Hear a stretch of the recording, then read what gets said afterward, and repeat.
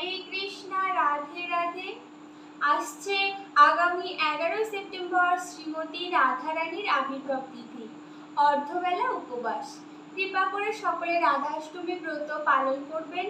রাধা অষ্টমী ব্রত কবে, রাধারানীর মহিমা, রাধা অষ্টমী ব্রতের মাহাত্ম্য, উপবাস কতক্ষণ, এই সমস্ত বিষয় নিয়ে আজকের এই ভিডিও। চলুন শুরু করা যাক। তার আগে চ্যানেলে নতুন হলে চ্যানেলটিকে সাবস্ক্রাইব করে পাশে থাকা বেল আইকনটি বাজিয়ে দেবেন। রাধা অষ্টমী হচ্ছে রাধারানীর আবির্ভাব তিথি। বৈষ্ণব সমাজে এই মহা অষ্টমী মহাসমারোহে উদযাপিত হয়ে আসছে। ভগবান শ্রীকৃষ্ণের আহ্লাদিনী শক্তির প্রতিরূপ স্বরূপা হচ্ছেন রাধা ঠাকুরানী।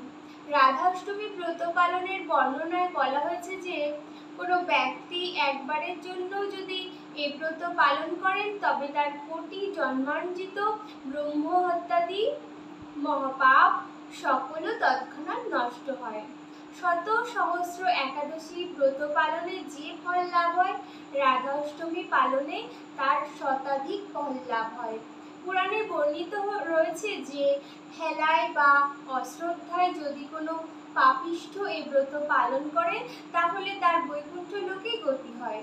প্রপঞ্চ লীলায় পরমেশ্বর ভগবান শ্রীকৃষ্ণের অন্তরঙ্গা সর্বশক্তি গোলকেশ্বরী রাধারানী ভাদ্র মাসে শুক্লা অষ্টমী তিথিতে অনুরাধা নক্ষত্রে সোমবারে মাধ্যাহ্নকালে ব্রজমণ্ডলে শ্রী গোকুলে অনতি দূরে রাভেল নামক গ্রামে শ্রী বিষভানু রাজা ও কীর্তিদা মায়ের ভবনে সকলের হৃদয় আনন্দ দান করে আবির্ভূত হয়। রাধা শব্দের উৎপত্তি রাধ ধাতু থেকে নিষ্পন্ন। রা প্লাস ধা রাধা। রা শব্দে সমান সমান ব্রহ্মাণ্ড ও ধা, এই শব্দে ধারণ করা বা আরাধনা করা। এখন এই বিশ্ব ব্রহ্মাণ্ডের মূল আশ্রয়ের তত্ত্ব হলেন সচ্চিদানন্দ বিগ্রহ পরম ব্রহ্ম শ্রীকৃষ্ণ। সেই শ্রীকৃষ্ণকে সর্বদা যিনি ধারণ বা আরাধনা করে থাকেন তিনিই রাধা। এবছর রাধা অষ্টমী তিথি পালিত হবে আগামী 11 সেপ্টেম্বর 2024 বুধবার। সারা বিশ্বে এই একই দিনে পালিত হবে শ্রীমতী রাধারানীর আবির্ভাব তিথি। উপবাস অর্ধবেলা দুপুর 12টা পর্যন্ত। খুবই সহজ একটি ব্রত এই রাধা অষ্টমী। কৃপা করে সকলে রাধা অষ্টমী ব্রত পালন করবেন। রাধা অষ্টমী ব্রত মাহাত্ম্য। কেউ রাধা অষ্টমী ব্রত পালন করলে তার কোটি ব্রহ্মহত্যার পাপ চলে যায়।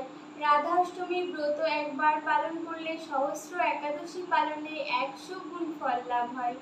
পর্বত সমান সোনা দান করলে যে ফল লাভ হয় তার 100 গুণ ফল লাভ হয় রাধা অষ্টমী ব্রত পালনে। একবার রাধা অষ্টমী ব্রত পালন করলে সহস্র কন্যাদানের ফল লাভ হয়। একবার রাধা অষ্টমী ব্রত পালন করে গঙ্গা আদি সকল তীর্থের ফল লাভ হয়। যদি কোনো পাপী ব্যক্তি অশ্রদ্ধায় বা অবহেলাতেও রাধা অষ্টমী ব্রত পালন করে তাহলে তার কোটিকুল সহ বিষ্ণুলোকে নিত্যকাল বিরাজ করে। একবার রাধা অষ্টমী ব্রত পালন করে গোহত্যা ব্রহ্মহত্যা সহ সকল পাপ বিনষ্ট হয়। যদি কোনো মূঢ় ব্যক্তি জেনে বা না জেনে রাধা অষ্টমী ব্রত পালন করে তাহলে শতকোটি কল্পেও সে নরক যন্ত্রণা থেকে নিষ্কৃতি পাবে না। যে নারী রাধা অষ্টমী ব্রত পালন করে না সে কোটি কল্পে নরকবাস করে থাকে, আর পৃথিবীতে কোনোভাবেই জন্মগ্রহণ করলেও তাকে বিধবা হতে হয়। যদি কেউ রাধা অষ্টমী ব্রত মাহাত্ম্য শ্রবণ করে তাহলে সে নিত্যকাল বৈকুণ্ঠ লোকে বাস করার সৌভাগ্য অর্জন করতে পারে। রাধা অষ্টমীর ব্রত রেখে ভক্তরা রাধারানীর কাছে প্রার্থনা করবেন, শ্রী রাধিকা কৃপাপূর্বক আমাকে তার শ্রীপাদ পদ্মে দাস্য দান করুন। আর আগেই বলেছি শ্রী রাধারানীর দাসত্ব গ্রহণ করার অর্থ হলো শ্রীকৃষ্ণের কৃপা লাভ করা। আশা করি ভিডিওটি ভালো লেগেছে।